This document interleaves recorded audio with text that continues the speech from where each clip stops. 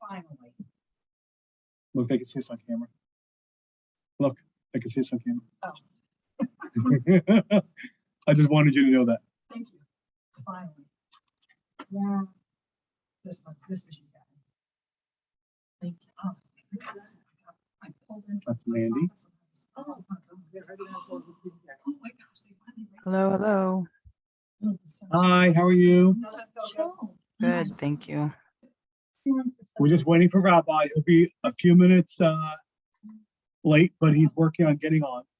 Okay. So just be, he's been a very busy man today, as we all have, I'm sure.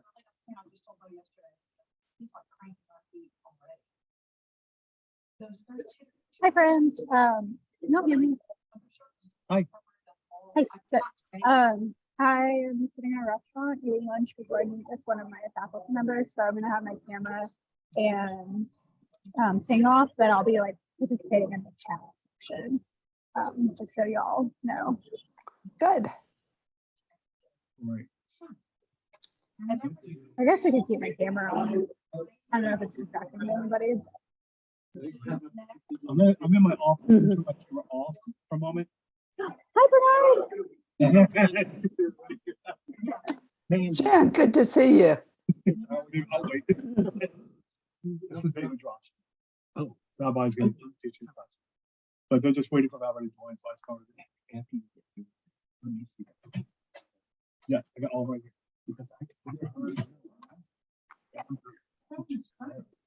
Yeah. I can film on my screen. But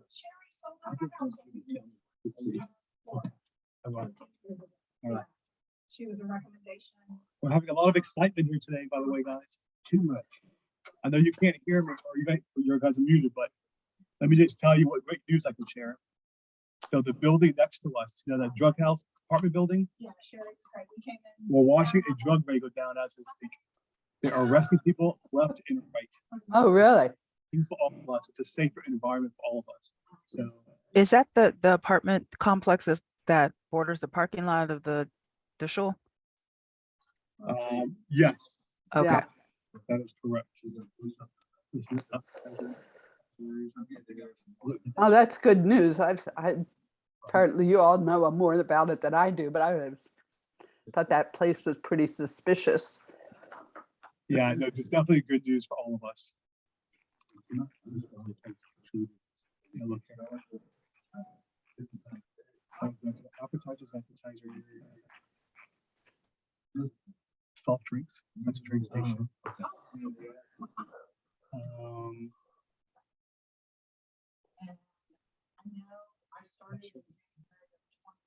Basketball games gonna be inside corner. Mandy, I didn't get to eat any of your cookies the other night, but they sure looked pretty. The ones from Torah? Yeah, The sprinkly ones? the sprinkly ones. Yeah, yeah. I just wrote a note in the High Holiday Committee about that. We need to make more cookies next year. Yeah, those ones are so fun to make. This is outside the kids' zone for the photos. When my daughters were little, they adored sprinkles. They wanted to they wanted sprinkles on everything. Yeah, I'm usually not a big sprinkle person, but those cookies just are so fun for a celebration. And I think that the sprinkles add a good crunch to how soft the cookie itself is. So it's not often that I eat those, but I love to make them when people have, some pie or something and they want to celebrate with a fun cookie. Right. For people just tuning in, Rabbi sent a message that he was in a meeting across town or something, and then he was going to be a couple of minutes late, but he'd be here pretty soon. So thanks for hanging with us. We appreciate it. I missed what y'all were saying about the police thing nearby or something going on with the apartments. Yeah, What I can was tell it? you that. So, we have a parking lot next to our building on 21st Way. Right. And that apartment building that borders our parking lot, they are under a drug raid as we speak. Ah, okay. Which is desperately needed. This is the older building right behind the parking lot? Yes, It's about time. It's been going on for years. I know. I will tell you that Rabbi just pulled in, so he's getting out of his car. Give him a couple minutes. He has made it back safely. The owner of the building said it wasn't illegal to do drugs. It was only illegal to sell them, so she couldn't do anything about it. That's right. I mean, technically having them is also illegal because I was gonna say that, man. You two. I really wish they had this. You know, I would think that new apartment building would have a little influence on that. Even though it's not their property, I would think that they would want Hang on. safety factor taken care of.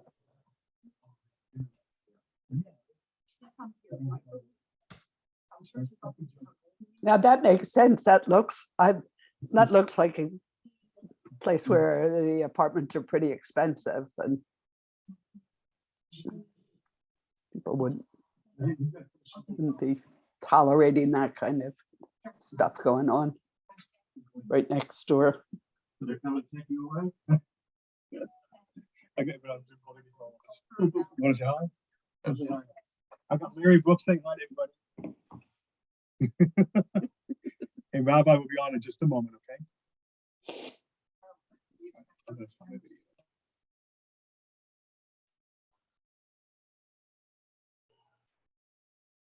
Oh my goodness.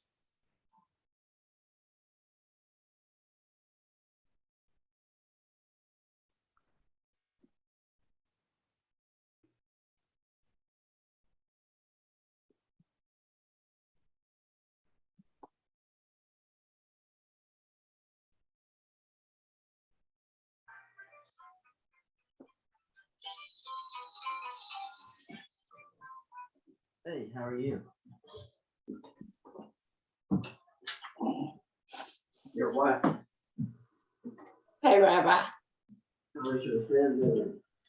Can't hear you. You're muted.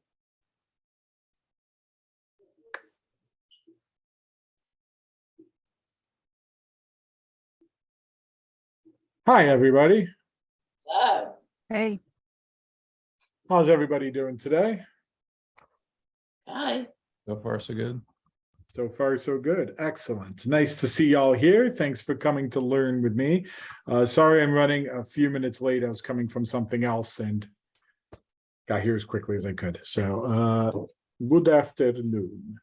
I'm going to go ahead and jump right in since I'm already running a few minutes late, and that way you guys don't have to wait anymore.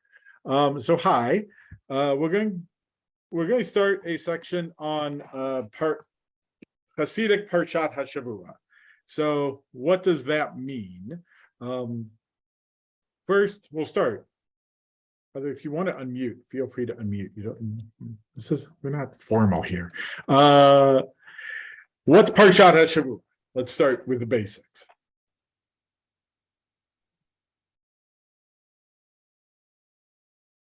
are you asking a question? Because I have no idea. Okay, good. It's the Parsha of the week. Parsha of the week. Good. Okay, thank So you. every week we read a section of Torah on Shabbat. Well, Mondays, Thursdays, and Shabbat. And we read most of it on Shabbat. And that's called Parsha, the section of the Torah, HaShavua, of the week. So the Torah portion of the week. We're going to look at it from a Hasidic perspective. So what does that mean? Exactly. We're going to look at it from the through the eyes of some of the Hasidic rebbes of our tradition. So today, we're going to back up. We're going to do a little introduction. We're going to talk about Hasidut, the Hasidic movement, the rebbes, things like that, where it came from and why it exists. And then next week, we'll start with Parshat Noach. And I promised Margaret I'd come back and do Parshat Bereshit eventually, so stay tuned. Let's start with the Hasidic movement. So what do you guys know about Hasidut, about the Hasidic movement and such? Just that it was out of Eastern Europe. And I think it started in like I want to say 1700s maybe. Good. And it was more a how do you say? I want to say spiritual, mystical, spiritual, Emotional, maybe. yeah, Oh, yes. type thing. I was gonna Okay. say, it was very much about finding the joy in Judaism. That's it. Good. Yeah. What I know about them is they like to drink and dance. That's what I pretty much know. Okay. Mandy, you want to talk about heat bodedut? I'm in a restaurant, so there's probably a lot of background noise. But Hibotidut is essentially like going into the woods and yelling at God until you have like a breakdown / breakthrough. And it is my favorite way to pray. I live in the woods, and so I just go kind of in my backyard and start like quietly talking, and then eventually yelling, and then eventually crying, and then I have this like aha moment, and then I feel better. So I do that as often as I need to. And Excellent. Anybody else? Well, I've done that. I don't think I think my problem was I didn't yell enough because I didn't have quite as ecstatic an experience as Mandy seems to. So maybe I should give it another try. well, it's a practice for a reason, right? Like the first time you do it, you're probably overthinking things. You might not be able to connect as deeply, but the more that you practice it, the more meditative it becomes, and the more, at least for me, what I found is that the more I've been able to like deeply engage in the feelings and the emotions and everything that has to go with that practice. Great. Happy to help if anybody's interested in trying Hibotidut for the first time. So let's back up a minute. Let's kind of go, kind of take a step back, and then we'll move our way forward. So starting in around the 12th, 13th century, we have the publication of the Zohar, which really solidifies a large part of Jewish mysticism and becomes the foundational text of Jewish mysticism. From there, there are Jewish mystical texts that well predate the Zohar by several centuries, that the Zohar pulls some information from, but the Zohar becomes the foundational document of Kabbalah and Jewish mysticism. And from there, there's a lot of talk among Kabbalah and Kabbalists about Jewish mysticism. How do you do it? What does it mean? How are this? Much as we have, the Mishnah was published, and the Talmud kind of tries to explore the Mishnah, there's rabbis and generations who try to understand what the Talmud is, what the Zohar is saying, and understand mysticism as a whole. As you go through the centuries, it gets more and more complex and more esoteric and more difficult to get through, which was kind of the point. You don't, if it's an esoteric tradition, not everybody's supposed to have a hold of it. Not everybody's supposed to understand it. So Kabbalah was intentionally created to be very elitist, very complex, borderline incomprehensible, because they only wanted the elite of the elite to really be able to practice it. It's not supposed to be for everybody. And the Zohar and most most mysticism in general goes to great lengths to say how dangerous it is for everybody to be involved in. So so that's one of several factors that plays into the Hasidic movement. Another is a kind of a feeling, I forgot who said it before, that a feeling that I think a lot of modern Jews relate to, of there's a lot of focus on Judaism on law and prayer and what you do and when to do it, and a lot of focus on the precision of practice of the halakha and the laws. And there was we'll call him an itinerant preacher, essentially, named Rav Yisrael Habal Shem,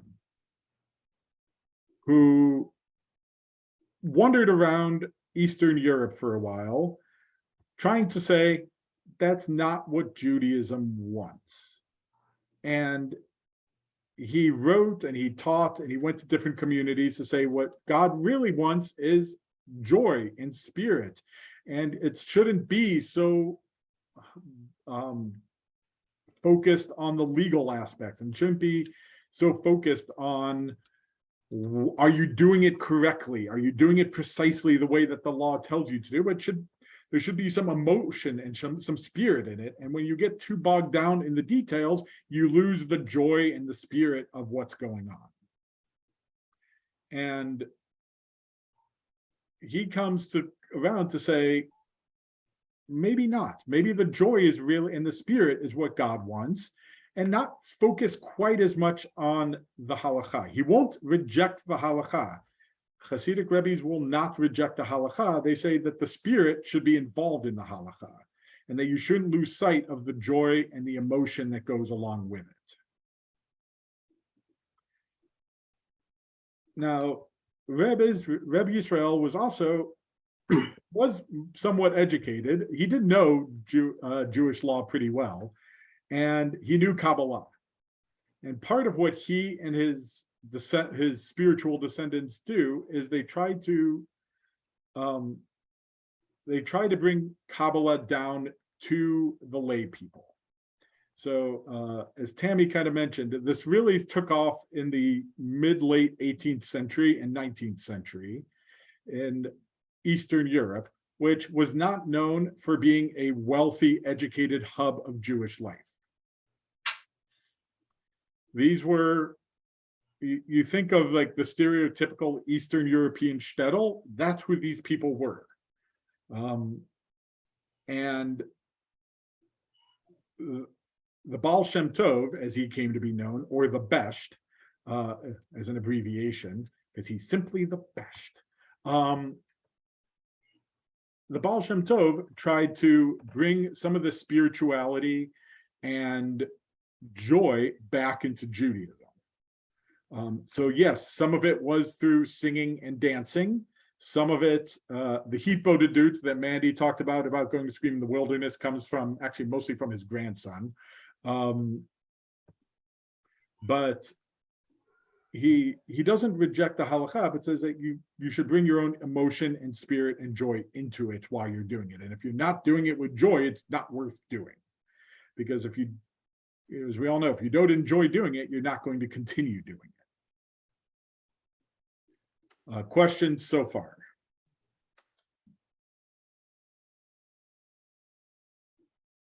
There's a lot of scholarly writing about the politics and socioeconomic conditions and influences of Chassidut. We're not going to go we might cover bits and pieces of that along the way. I'm not going to delve into everything right now. But I just kind of want to give you guys kind of a base outline that you can work from. So, Rabbi, would you say that, and I mean, it seems to me that Orthodox type of people who practice an Orthodox variety of Judaism or even other religions would not be directly, this wouldn't appeal directly to them all the time. I mean, there may be some, but it's more towards the masses, more towards your average Jew as opposed to your Orthodox Jew. Would you say that? Well, so yes, but I want to stay away from the word Orthodox. Because at the time there really wasn't anything else. It was Judaism. There wasn't like a orthodoxy, or so to speak. But yes, I'll get back to that. I'll get back to your point in a moment, because it's a very important point for the history of Chassidut. But yes, it was not taken well.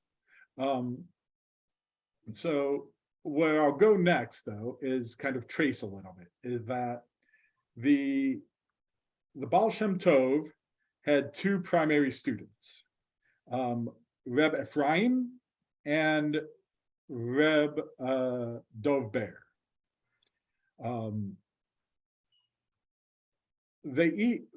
He had a large following, but he really trained these two students himself as kind of his Talmidim, as the people who were his spiritual legacy. So, I mean, he'd talk and teach to anybody, but these were his primary students who picked up and started following him around throughout Europe. And they both wrote books. The Degel Machane Ephraim is by one of his students, Reb Ephraim, and the other became known as the Maggid of Mezrich, which is Reb Dov Ber. So you'll sometimes hear the Maggid or the Maggid of Mezrich, that's referring to Reb Dov Ber. And Reb Dov Ber was really the one, he got the larger following between him and Reb Ephraim. I think he was a little more relatable. I think he was able to turn it into a way that the masses at large were able to understand better, as Stuart mentioned. So he ended up with a larger group of students, and it's really through the Maggid of Mezrich that we get most of Hasidic thought and most of the rebbes after him. Most of the rebbes descend from the Maggid of Mezrich, at least spiritually. They were students or students of his, including, by the way, Chabad comes down through the Maggid as well. But what the kind of the general practice was, the Maggid would have students around him, and when he kind of felt they were ready, and he'd send them off, and they would go to different regions and settle in different cities, and they'd set up shop there in different cities, and they would gather students, and they would gather people, and they would get together, and when their students were ready, they'd train them, and they'd send them out. And this was kind of the way that the Hasidic movement spread throughout Eastern Europe. The fact that it was focused on the masses and on the general population probably helped ensure that it spread like wildfire. It took off and was a huge movement for pretty much up until the Holocaust. The Holocaust kind of decimated the movement altogether. Rabbi, how was it accepted by the rabbis that were already in place in these places? Good. That was going to be my next part. So okay, never mind. No, you're great. So when you have this new movement who's coming in and spreading, and everybody's flocking to them, how do you think they were received? Not well. Huh? They were not well received at all. No, they probably felt very threatened. It might have been a little hostile. So yes, they were not well received by their rabbinic counterparts in different cities. They were kind of rejected by the larger yeshivot, who thought, what are you doing singing and dancing? That's not Judaism. We daven, we put on tefillin. There's no singing and dancing. I just kind of pictured Tom Hanks for me. Like, there's no crying in baseball. There's no dancing in Judaism. My great favorite quote. But that's kind of the reaction they got. And you'll hear, has anybody heard the term mitnagdim before? That's what the rabbinic establishment was called by the Hasidic rebbes. They were called the mitnagdim, which literally means like opponents, or enemies, or something like that. Yes. When the Hasidic movement was happening, when these students were going all over and settling in different communities, were they actually setting up physical temples, gathering places, or was it just done in each other's homes, or what was it? What was it like, you know? I'd have to look in a little more. I think they did. So I think generally they would kind of, the evolution of a lot of these things is they probably started in a home. They met, and then when they couldn't fit in the home anymore, they built something bigger to fit the people in. In some cases, in some of these cases, they intentionally picked far-flung communities that didn't have rabbinic representation. One, that meant they didn't have to fight with the Mitnagdim at all. Two, they didn't have competition for funding. And C, they were the only game in town. So did I just do 1, 2, C, by the way? I think I might. I do that on occasion because I forget if I did A, B, or 1, 2, so I apologize. Just still take notes on what I'm saying. But I think what they would do is they go to a community that didn't have a rabbinic presence already. They'd settle in there, say, hey, I'm a rabbi, I'm here to help you. And then they'd think, oh, good, we could use a rabbi. And they'd kind of set up shop that way. And then they'd recruit from other outlying villages that were nearby that might also not have a rabbinic presence and be able to bring more people in. Yes, Mark. Does Shabbatai Zevi fit into this? So do you guys know Shabbatai Tzvi? Tzvi? I see some shaking of heads and some ambivalence. So yes and no. This is a subject of much scholarly debate. So I'll give you guys the short version, or as short as I can. There was a young man named Shabbatai Tzvi, appropriately, who, from what I understand, was not the brightest bulb in the room, but he had one heck of a spokesperson and a rabbi who declared that Shabbatai was the Messiah, the long-awaited Messiah, and he would, based on a variety of Kabbalistic teachings, pronounced him the Messiah. And they toured the Jewish world, announcing that the Messiah had come and greet and welcome him. And he was this was largely not as much in Europe. This was mostly in the Middle East. And they toured around for a while. And, announcing that, all empires will be overthrown because the Messiah has come, and all praise the Lord Messiah. And everybody believed them because they were very charismatic. They were very believable. And they pointed to all these teachings that announced this is what was going to happen when the Messiah would come. And then, look, this is what happened. And so therefore the Messiah must be able to come and be here. And so they followed him. And he had a huge chunk of the Jewish world following him, announcing that the Messiah had come. How do you think the Ottoman emperor felt about that? Yep.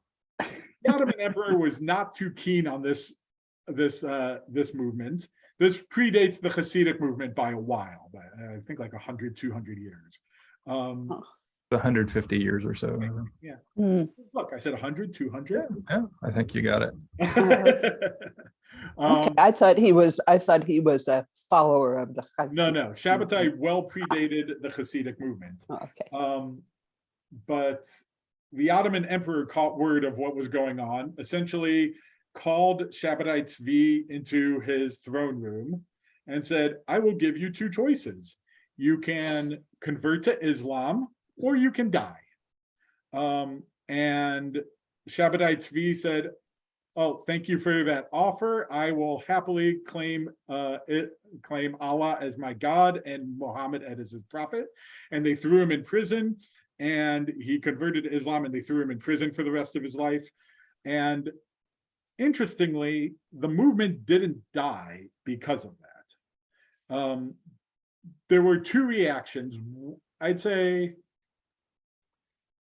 about 3/4, 80% of the people fell into deep spiritual devastation and depression because their long-awaited Messiah was false and they didn't know what to do with that. So that was the bulk of the movement. There was a small group who said, no, this is part of the plan. This is part of the divine plan. He had to convert to Islam to raise up the spirit, the depths. He had to go to the deepest depths of evil to be able to bring up the light and return them to God, to bring so that he can do his will. And there was a long, there was a small group who kept the hope alive until it kind of faded. But largely threw the Jewish world into a deep spiritual depression after that, especially after he died and nothing really changed. And died in prison, no less. There are scholars who argue that there's a remnant of Shabbatianism in the Hasidic movement, and that there's a remnant that they try to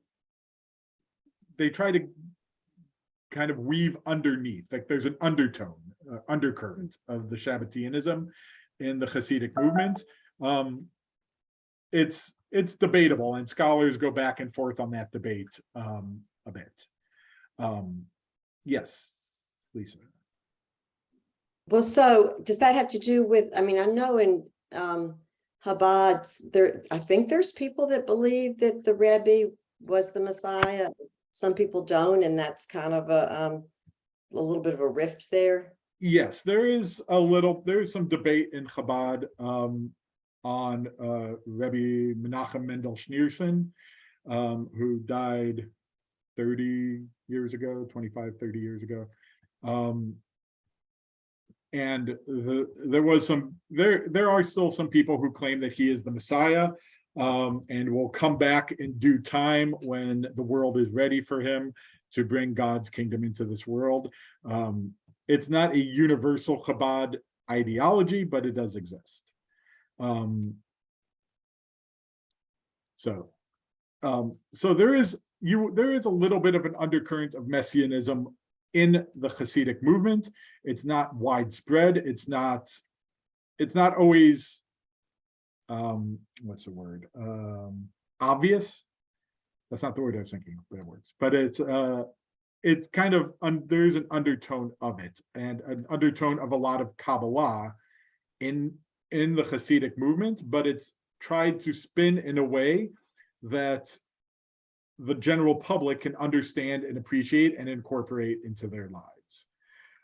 Which is why I think a lot of Hasidic texts are finding new life today, because I think there's a lot of, interestingly, non-Orthodox rabbis who are reading the Hasidic texts and saying, these actually speak to the American Jewish condition of Jews who want more joy and spirituality in their practice, and who are smart and educated, but might not have the full Jewish education. And so this helps them understand what's going on and speaking to them in a way that they can incorporate into their lives as well. So that's kind of a brief introduction. Questions so far?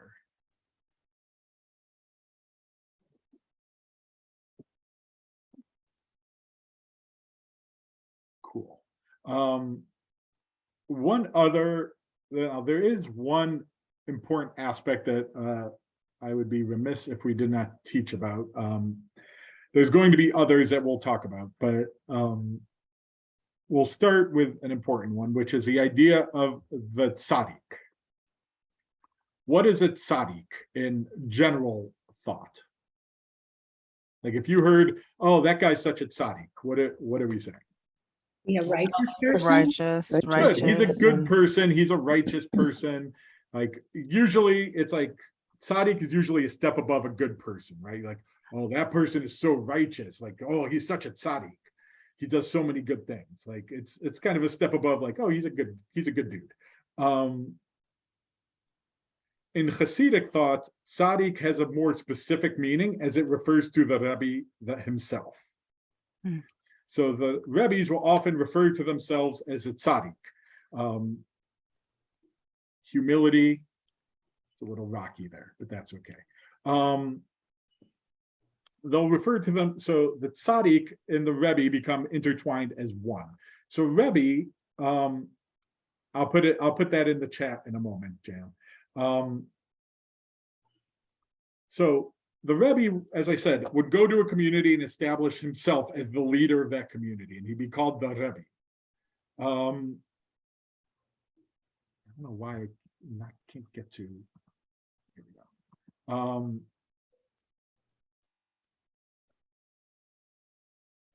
For those who need the spelling.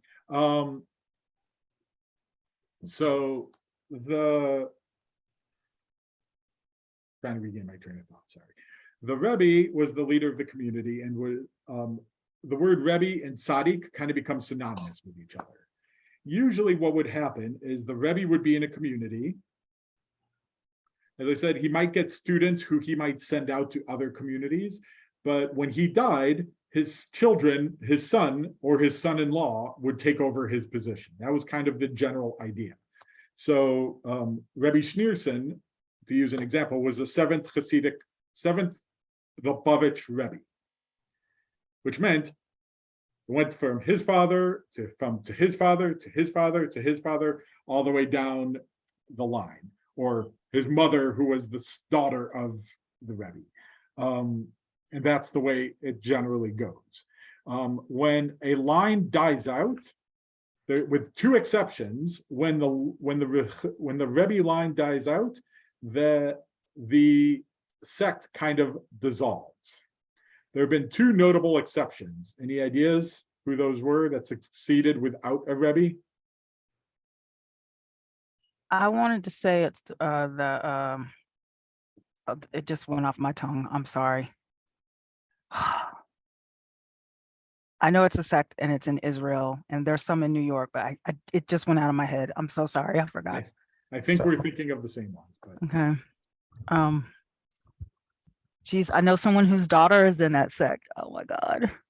I can't think of the name. Satmar. Satmar still has a Rebbe. It's not the Satmars. It's the it's the rivals of the Satmars. It's the I can't remember, Reverend. Everybody's the rival of the Satmars. The Breslov. That's it. Thank you. That's them. Breslov was started by Rebbe Nachman of Breslov. Well, known as Rebbe Nachman of Breslov. He spent a lot of time in Uman. When he died, he didn't name a successor, and they were his main students, Rebbe Natan, took over and continued promulgating his teachings, but never asserted himself as Rebbe, and they've been able to survive without a Rebbe ever since. Who's the other one? By the way, nobody likes Satmar, just for the record. And Satmar doesn't like anybody else, so it kind of works out well for Satmar. But who's the other one? The Lubavitchers don't have one now. Chabad. Oh, duh. Chabad Lubavitch, is that right. Schneerson, when he passed, didn't designate a successor among his sons-in-law, and they've managed to do just fine without it. But for the most part, most of the Hasidic sects, when the Rebbe left or the Rebbe died, and there was no successor, they kind of dissolved. The sect didn't really continue past them. Now, one of the issues that you have is when it's being passed down. I think the Satmars are located primarily in New York and Israel, by the way. Yeah, there's a huge group in New York. Yes, they have a large group in New York that like to rant and rail. Throw rocks at people. Everybody else. They like to rant and rail at all the other American Jews, including Chabad. They don't like Chabad either. So that brings up two interesting points. One is that a lot of these sects didn't always get along with each other. Sometimes there was competition among rebbes for membership. This sounds like a modern issue.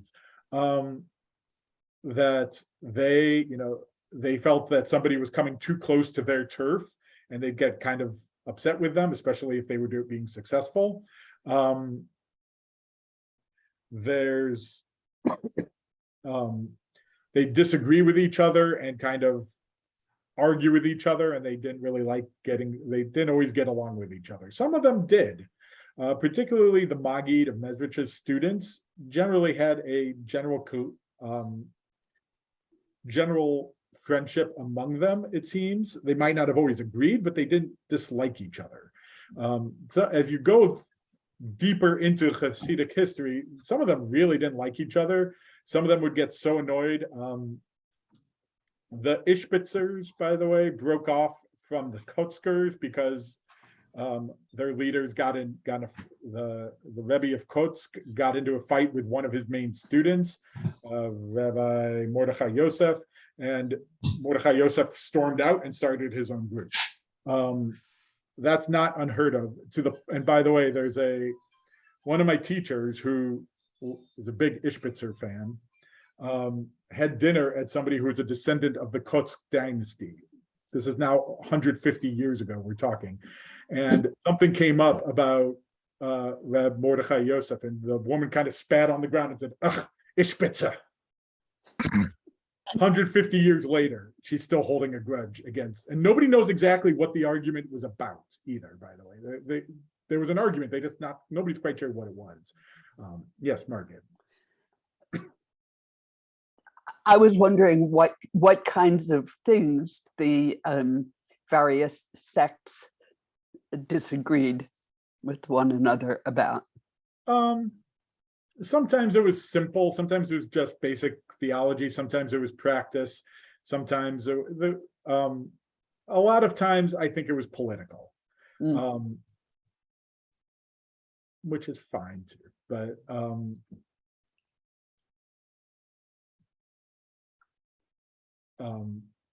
we'll look at some of the leaders of the different sects from history, and you'll kind of get a sense of some of them and where their theology is, and that might help you kind of understand, oh, I could see how he disagreed with that Rebbe down the line, and you can kind of see it from there. Now that's one issue, is there's a political issue. The second is, when it gets passed down from father to son to grandson to great-grandson, it's all kind of everything's kind of flowing through the same family, and that can create some issues within the community. So, because sometimes the grandson is not quite as pious as the grandfather was. And largely, the rebbes were sustained by the larger community. So there's a number of evidence in history of the rebbes living in great wealth and great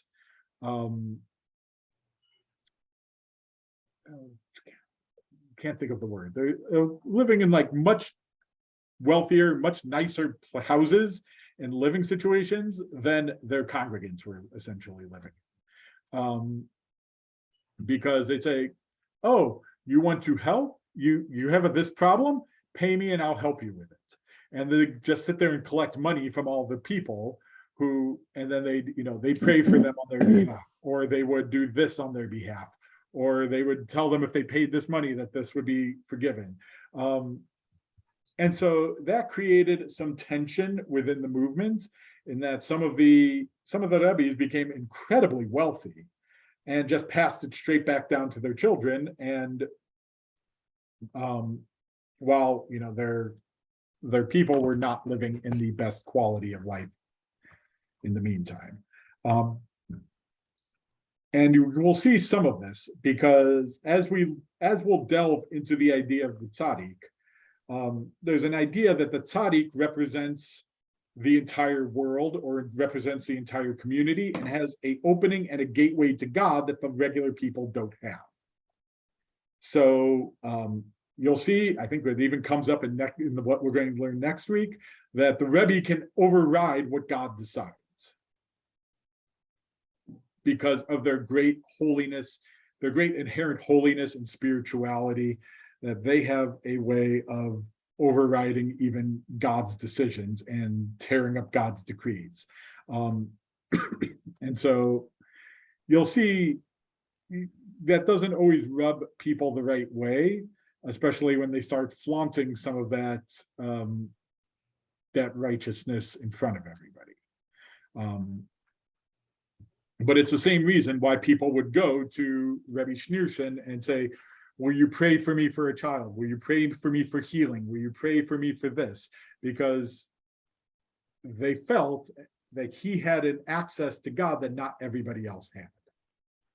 And therefore he had the ability to do things that not everybody else had, including in some cases performing miracles, in some cases just being able to pray and things would happen. But that's really, by my view, fundamentally different than what most Jews, I think, in the United States anyway, believe that, you know, the rabbi is a very learned, wonderful teacher, has wonderful features that we like to emulate. However, no closer to God. The rabbi is no closer to God than your average person in that sense. And so even though you might be very attracted to Hasidism based on the joy and mysticism, et cetera, that would be a major tripping point, stumbling point, I think, for somebody to go whole hog into the Hasidic philosophy. Is that correct? I think a little bit, yes. And that's, look, I'm telling you this in part because I don't want to over romanticize what we're going to be learning. It sounds like Catholicism. Yeah, I'm sure they pulled it from the Catholic Church along the way. They were living in Catholic countries at times.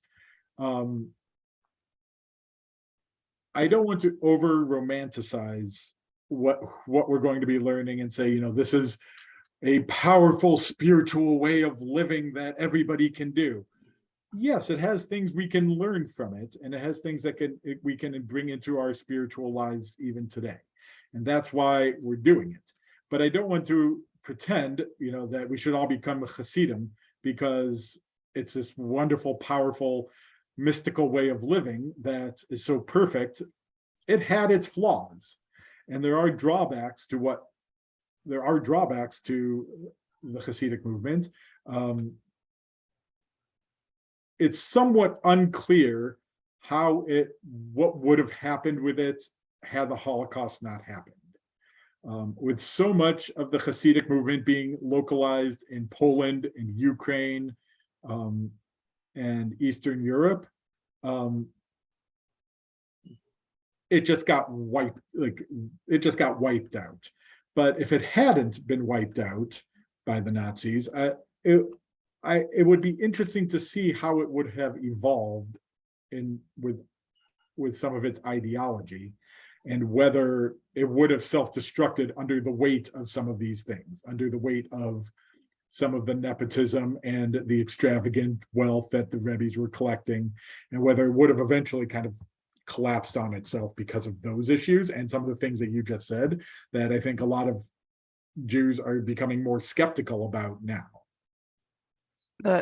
I wonder if I mean, because of some of the things I've seen about the Hasidic movement and the Holocaust, you know, when some of the rebbes made it over here and started the sects here, I wonder if they would be so prevalent over here if they had not had to leave. I wonder. So I will say some of them found various levels of success. You know, Satmar still does pretty well. They were able to get one of their children out. Chabad, I think, may have already been here by the time the Holocaust broke out. I'm not quite sure when everybody came over.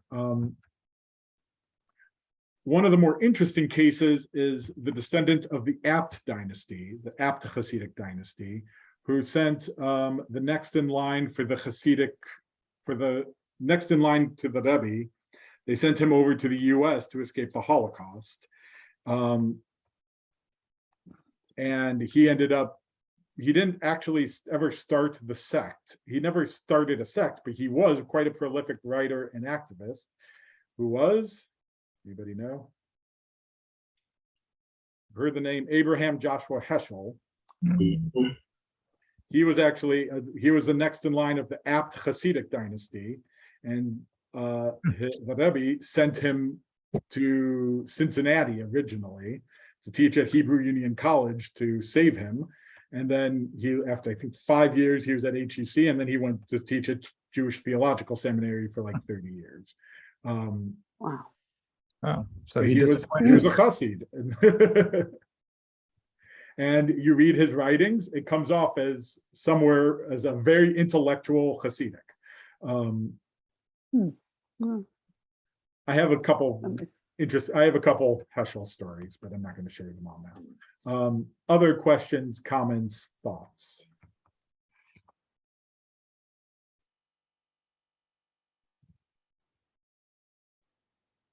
Yes. Oh, go ahead. Jan, go ahead. You're muted though, Jan. Unmute, Jan. Is the Hasidic movement growing at this time at all, or is it shrinking? I'm talking more of the US.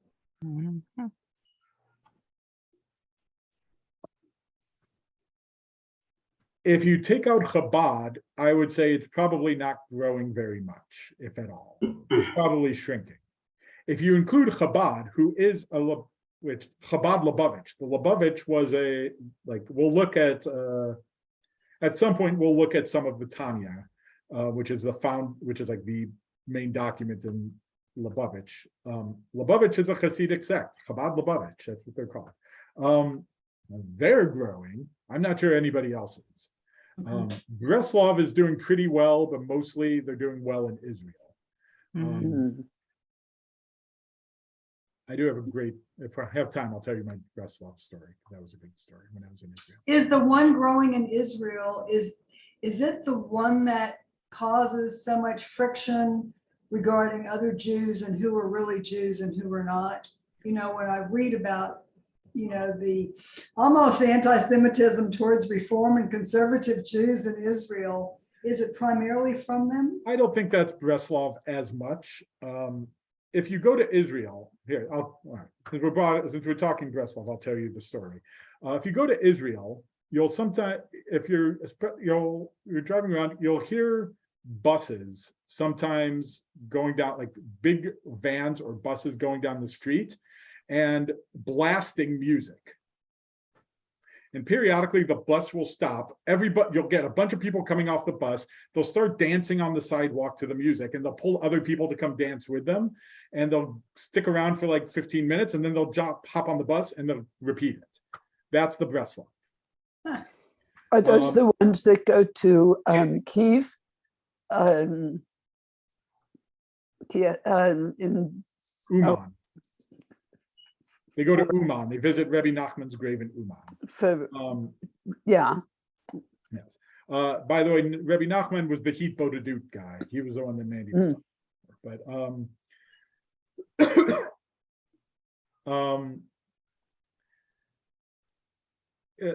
that's kind of who Breslov is. They're a little. If you're ever in Israel, you'll see things that say in Hebrew, say Nachman Me'uman. It's plastered like all over the place in Israel. That's Breslov doing that.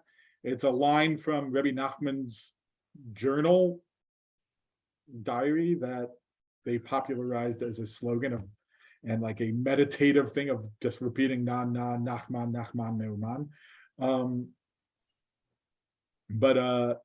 So my story is, when I was in Israel for my year, I did some work with the Swedish Christian Study Center, and what they would do is they'd bring in Christians from Sweden to Israel, and they'd kind of give them tours, like do a Christian tour around. But Friday was always their Jew day, and they'd tour the old city. They'd either get to go to the Kotel or Yad Vashem, and then they'd meet back up and they'd come to the Fuchsberg Center, which is the conservative Jewish center in Jerusalem.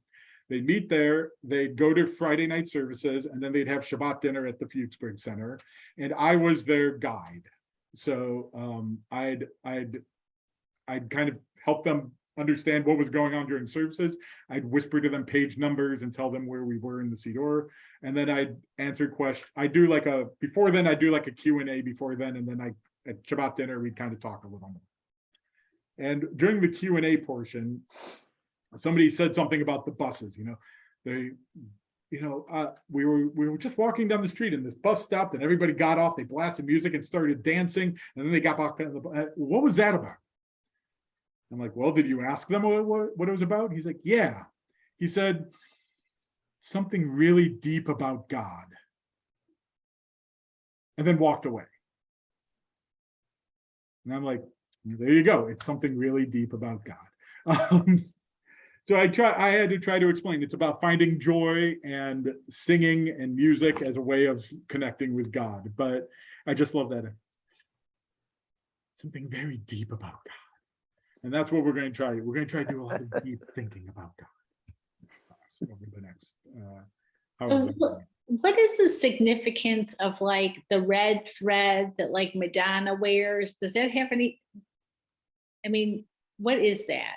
Something really deep about God. Thank you. No, it's a Hasid. It's not a Hasidic thing. It's a Kabbalistic thing. Okay. Oh, okay. Never mind. But it's supposed to ward off evil spirits, essentially. In short. Is this mainly found in Jerusalem or all over Israel? Which? The red strings? No, when you say they're getting on the bus and singing and. I mostly saw it in Jerusalem, but we went to Tel Aviv and you could see the Nachman in Tel Aviv. So I think they go around. They go around to the cities, I think. I don't think they go to like they're not going to the kibbutzim because I don't think the kibbutzim care that much about them. What about in New York or these cities where they're prominent? I think they have a center in New York. I think they might even have a center in Los Angeles, but it's not huge. I think that New York and Los Angeles might be the only real centers of Breslov. Maybe Chicago, but I haven't really heard anybody in Chicago talking about them.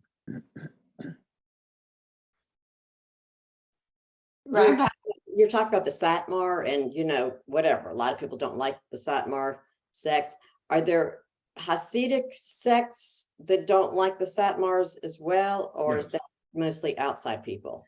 Satmar, I don't want to get too far into Satmar because I'm not much of an expert on them. They generally don't like anybody that's not Satmar, and they tend to insult anybody that's not Satmar. So even if they're Hasidic. Yeah. So they haven't really made a lot of friends. Generally. Yes, Mickey. Rabbi, what about Mayor Shireen? The people. That was my question. Thank you. So Mayor so there's a difference between Hasidic and Dati of like religious and ultra Orthodox. The Hasidim can be ultra Orthodox. Like Satmar is pretty ultra Orthodox. But you don't have to be ultra Orthodox, you can be ultra Orthodox and not be Hasidic.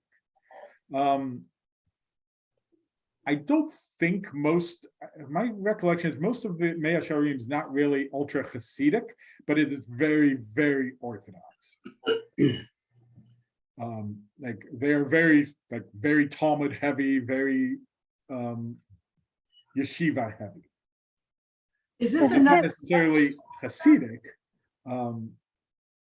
But you could have. There are Hasidic yeshivot and things like that. There aren't really very many Hasidic movements that aren't also ultra Orthodox anymore, right? And that's why they get confused. But when Hasidim started, part of the mitnagdim wasn't that they wanted to be Hasidic, but not essentially ultra Orthodox. Not that there was that term.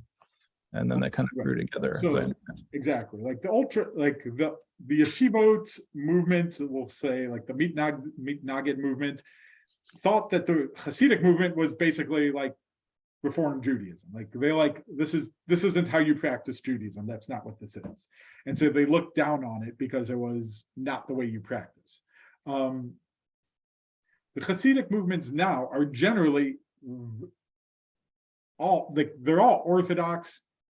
You could debate whether you classify them as ultra Orthodox, but they're all Orthodox. But you can be ultra Orthodox and not be Hasidic. That's the important point. Right, And Manasharim is not really Hasidic; it's ultra Orthodox. And sort of Heschel kind of pointed a way back towards a way to be Hasidic without being ultra Orthodox in the modern world. Yes. There are two other Hasidim who were very big in trying to popularize the Hasidic movement without being Orthodox.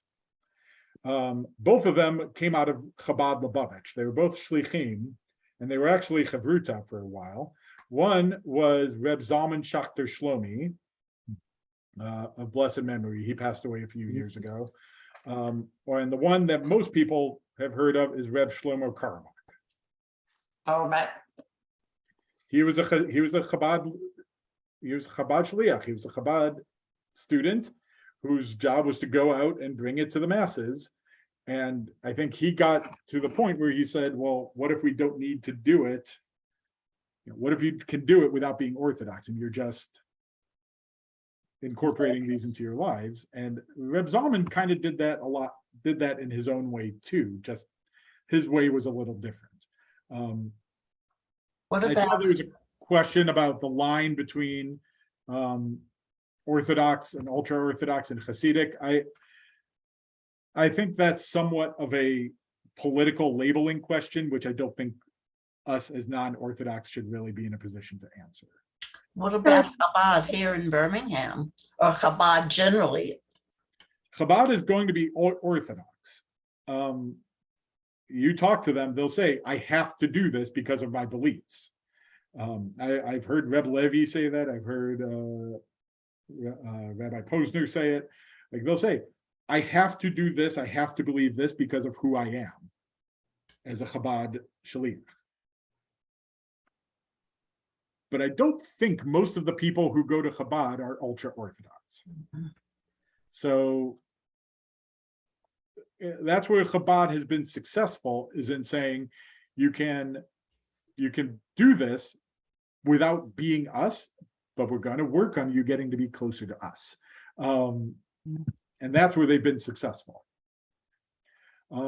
I think we're going to wrap up for today. I know we could keep going. So write down your questions, save them for next week. Next week, we'll look at Parashat Noach. I have a good one from one of my two favorite Hasidic rebbes, the Kedushat Levi, Reb Levi Yitzchak of Berdichev. We'll start with him next week, and then we'll progress from there. Thank you all for coming.